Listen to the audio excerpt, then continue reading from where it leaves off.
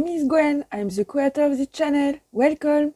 With me you can find cosmetic and cold process soap recipes and candle making process.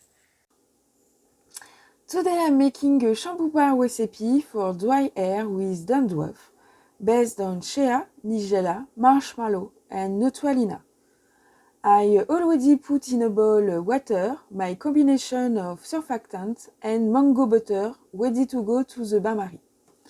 Once my preparation is melted, I'm gonna to mix it and add marshmallow powder, Neutral Henna and green tea powder.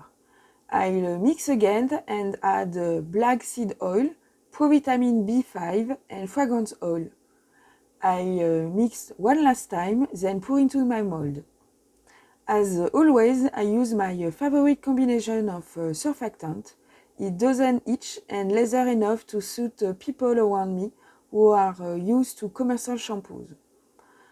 I choose to use a mixture of shea butter and Nigella oil, one for strengthening the hair, nourishing it, softening it, restoring volume, shine and beauty.